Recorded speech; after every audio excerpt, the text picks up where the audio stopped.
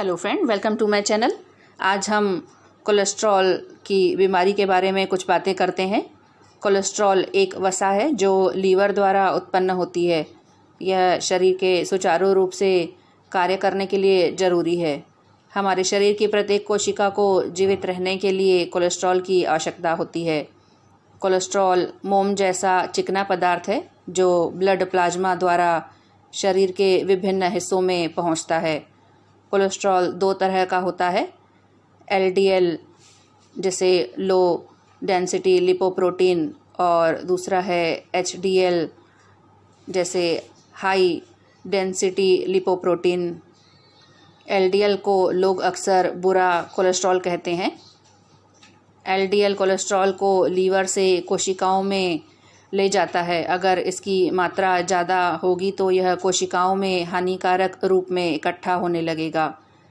समय बीतने के साथ एलडीएल धमनियों को सकरा कर देता है, जिससे रक्त का प्रवाह सुचारू रूप से नहीं हो पाता। मानव रक्त में एलडीएल की मात्रा औसतन 70% होती है। यह कोरोनरी हार्ट डिजीज और स्ट्रोक का सबसे बड़ा कारण है। और एचडीएल को अच्छा कोलेस्ट्रॉल माना जाता है। विशेषज्ञों का मानना है कि यह कोरोनरी हार्ट डिजीज़ और स्ट्रोक को रोकता है। एचडीएल कोलेस्ट्रॉल को कोशिकाओं से दूर वापस लीवर में ले जाता है।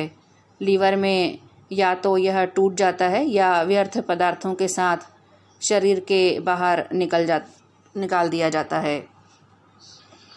मानव रक्त में कोलेस्ट्रॉल का स्तर 3.6 मिलीमोल्स प्रति लीटर से 7.8 मिलीमोल्स प्रति लीटर के बीच होता है। 6 मिलीमोल्स प्रति लीटर कोलेस्ट्रॉल को उच्च माना जाता है और ऐसी स्थिति में धमनियों से जुड़ी बीमारियों का खतरा बहुत बढ़ जाता है। 7.8 मिलीमोल्स प्रति लीटर से ज़्यादा कोलेस्ट्रॉल को अत्यधिक उच्च कोलेस्ट्रॉल का स्तर कहेंगे।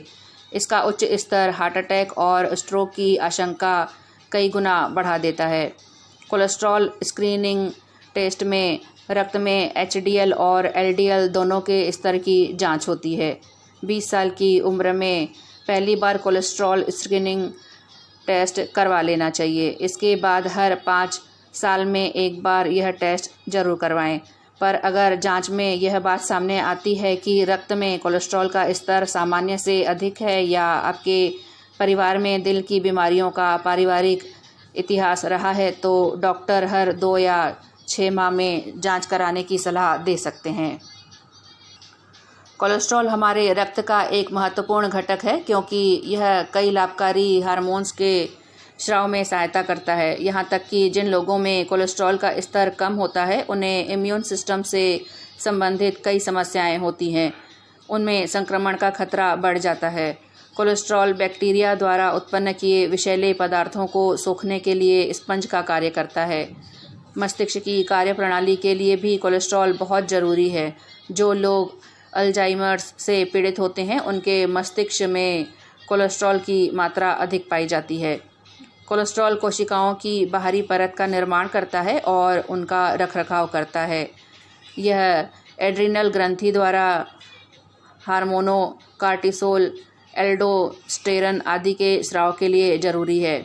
यह सूरज की किरणों को विटामिन डी में बदलने में भी महत्वपूर्ण भूमिका निभाता है और वसा में घुलनशील विटामिनों vitamin A, vitamin D, vitamin E और विटामिन के मेटाबॉलिज्म के लिए भी यह कोलेस्ट्रॉल ज़रूरी है। हम कोलेस्ट्रॉल के बिना जीवित नहीं रह सकते। यह हमारे शरीर में कई महत्वपूर्ण भूमिकाएं निभाता है। इसलिए यह कहना सही नहीं है कि कोलेस्ट्रॉल शरीर के लिए एक बुरा पदार्थ है।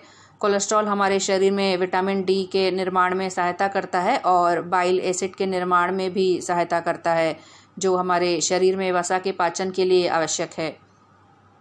इसके अलावा यह सेक्स हार्मोन जैसे एस्ट्रोजन और प्रोजेस्टेरोन आदि के निर्माण के लिए भी आवश्यक है। हार्ट अटैक के कारणों में एलडीएल का उच्च स्तर ही नहीं, एचडीएल का निम्न स्तर भी महत्वपूर्ण भूमिका निभाता है। आधुनिक जीवन शैली और मोटापे के कारण लोगों में एचडीएल का स्तर कम और एलडीएल का स्तर बढ़ रहा है। हृदय रोगों से पीड़ित केवल 2% लोगों में एलडीएल और एचडीएल का आदर्श स्तर पाया जाता है।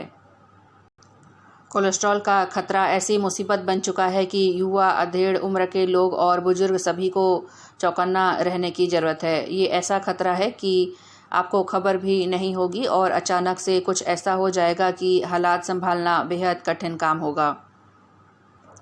कोलेस्ट्रॉल शरीर की ज़रूरत है। कोलेस्ट्रॉल एक केमिकल कंपाउंड होता है जिसकी ज़रूरत सेल के निर्माण और हार्मोन्स के लिए होती है। इसके सिर्फ बढ़ जाने पर शरीर को नुकसान होने लगता है। हार्ट डिजीज, हार्ट अटैक और पेरिफेरल आर्टरी डिजीज का खतरा आपको घेर लेता है। कोलेस्ट्रॉल दो तरह का होता है। एलडीएल या बैड कोलेस्ट्रॉल आर्टरीज खून के प्रवाह की नलियों में जमा हो जाता है। इससे खतरनाक बीमारियां हो सकती हैं। और एचडीएल, जिसे अच्छा कोलेस्ट्रॉल भी कहा जाता है, शरीर में बुरे कोलेस्ट्रॉल को लीवर के पास ले जाने का काम करता है, जिससे शरीर से इसका निष्कासन हो सके। हमारा लीवर शरीर की ज़रूरत का लगभग 80% कोलेस्ट्रॉल का निर्माण कर लेता है। बचे हुए 20% के लिए हम हमारी डाइट पर निर्भर करते हैं। अंडे, मीट, मछली, पोल्ट्री और डेयरी जैसे दूध, दही, घी ऐसे स्रोत हैं जिनसे कोलेस्ट्रॉल हमें प्राप्त होता है। पेड़ पौधों से मिलने वाले भोजन में किसी तरह का कोलेस्ट्रॉल नहीं होता। खून में मौजूद कोलेस्ट्रॉल को नियंत्रित करने का काम लीवर करता है।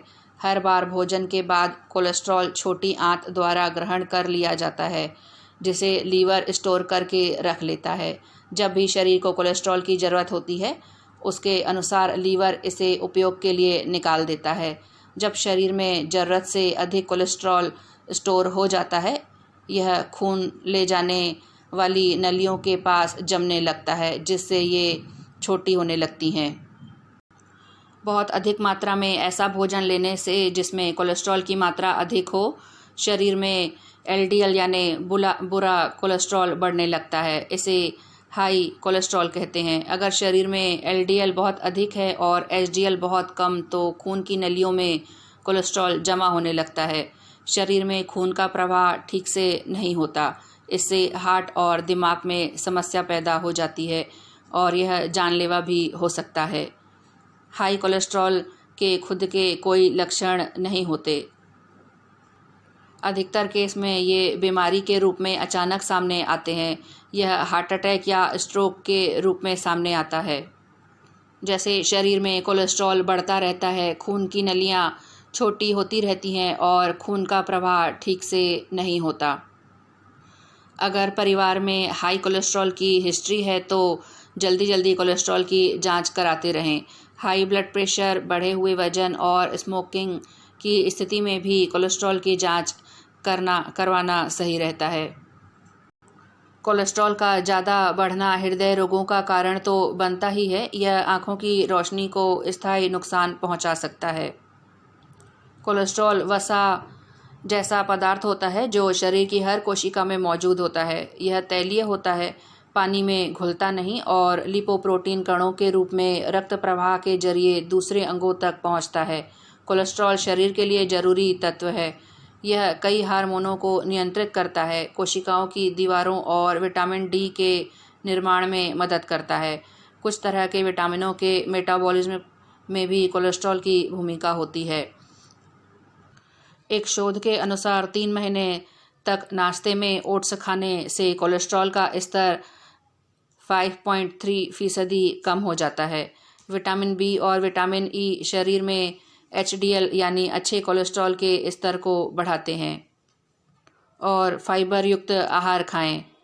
इसके साथ ही कई शोधों के अनुसार मेथी दाना, लहसुन और हल्दी का नियमित सेवन कोलेस्ट्रॉल को काबू में रखने में मदद करता है। ताज़े फल और सब्जियों को आहार में भरपूर रखें। ये जीरो कोलेस्ट्रॉल वाले खाद्य पदार्थ हैं। बैंगन, भिंडी, शलजम और शकरकंद विशेष फायदेमंद है। संतरे का रस और नाशपाती कोलेस्ट्रॉल को नियंत्रित रखने में मदद करते हैं। साथ ही आंवले में मौजूद विटामिन सी कोलेस्ट्रॉल को खून की नलियों में तरल बनाए रखता है और जमा नहीं होने देता।